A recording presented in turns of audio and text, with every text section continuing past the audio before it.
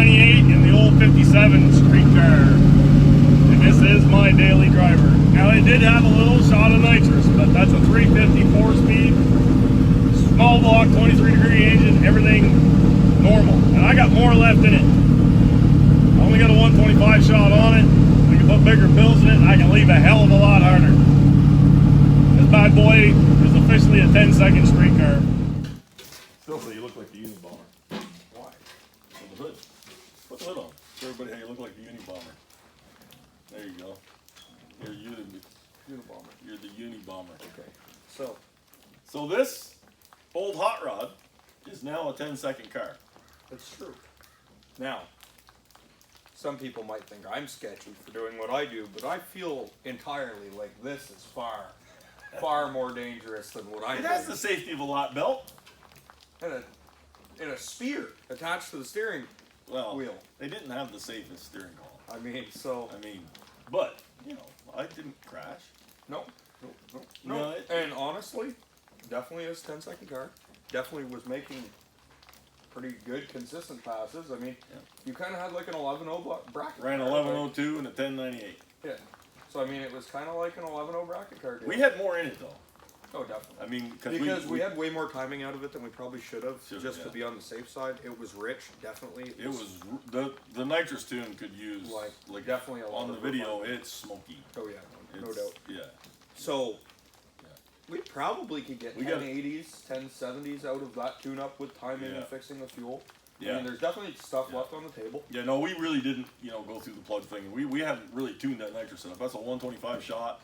It's kind of got just a little work tune. Yeah.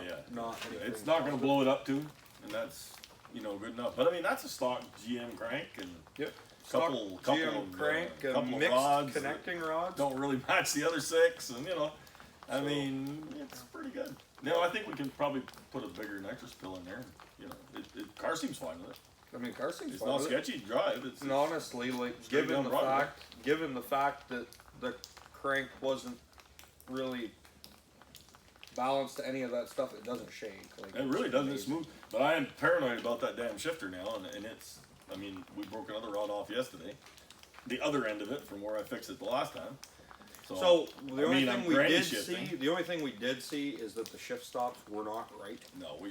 So since then we put it on the lift, we fixed the rod that was off, and we played around and adjusted the shift stops. Because what can happen is if you overshift it, all you're doing is just bearing a bunch of load on that rod, and nothing can go anywhere. And nothing can move anywhere. So that's, I think, more than likely that's what's been. It could overshift quite a lot. I mean, I was able to turn the shift stops in 3 turns on the back of the shifter, 5 turns, 5-6 turns. In the front, I think actually the front I ended up going in pretty good there too. So it could definitely overextend and pull the crap out of those locks. Yeah. I mean, there was no question. And it's not the best for a shift fork or anything else in the transmission either to try and overshift like that. But granny shifting, I mean, really, it was not granny shifting. It was not my typical shifts. I couldn't hold it on the wood, so I had to let off the micro switch every time. Yeah.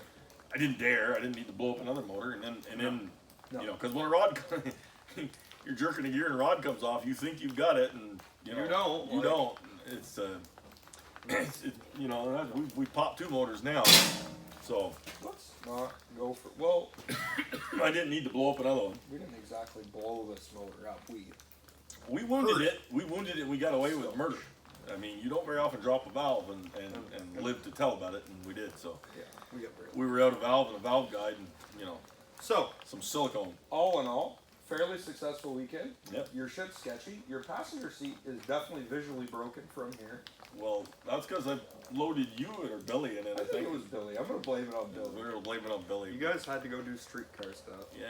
Well, I mean, put 2 heavy boys in the seat. So, long story short, 10-second unit. 10-second unit with a 350 and a legit 350. Yeah, like an legit original GM crank 350 deal. Yeah, now it's got good heads. Yep. They're ancient.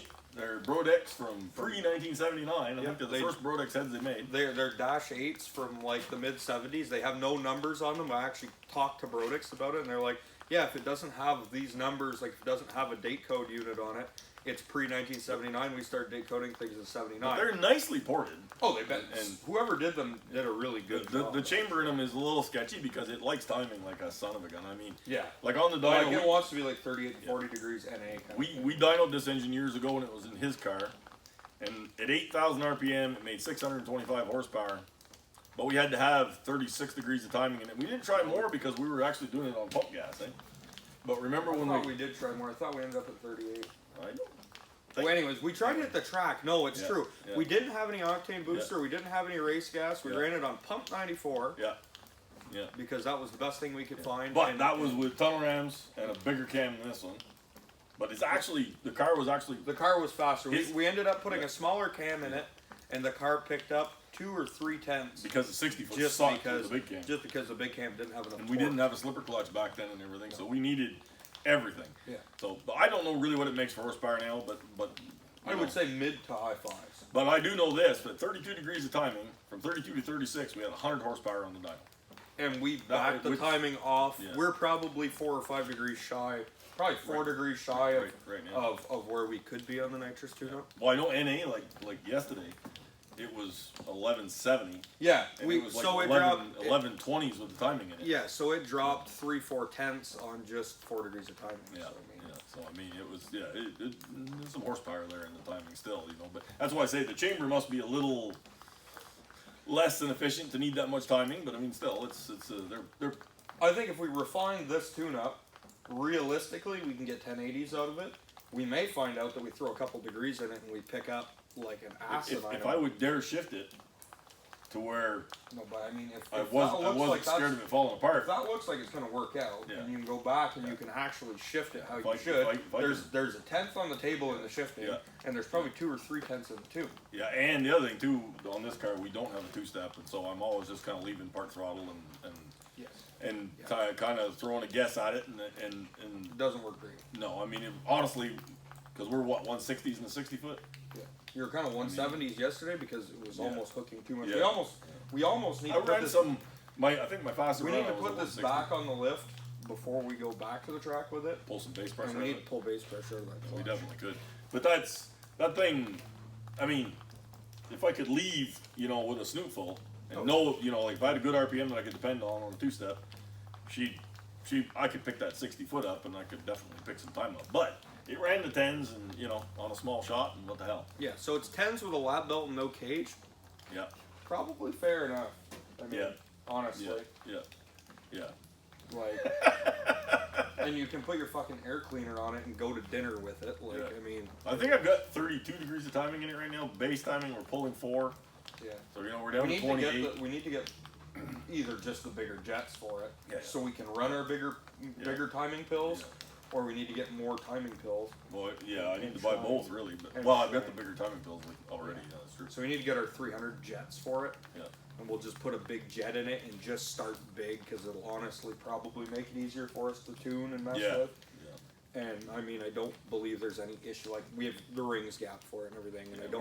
We're not showing any sign of wheel spin whatsoever. I know we can go a Come 200 shot like candy. Oh God, And then, I'm not worried about you it at know, all. I Honestly, mean, we can probably do a 300 shot in it. I think, you know. I mean, we can still do our progressive. We Yeah, I can was gonna still say, ramp a progressive off the we line. may have to ramp it a little longer. Yeah, I know. But other than that, it's She'll go. mind you, maybe it's fast enough for what it is now. So, you know, if we do get it where it's wheel spinny, there it could be sketchy. We always say that. We'll I never know. actually stay I committed know, to that. I know.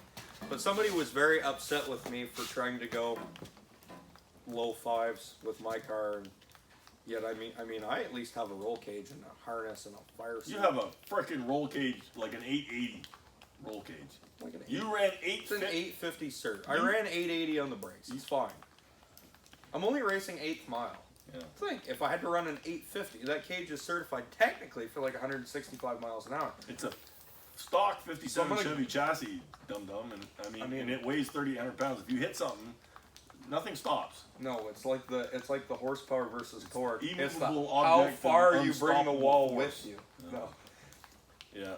it's the horsepower is how fast you hit the wall.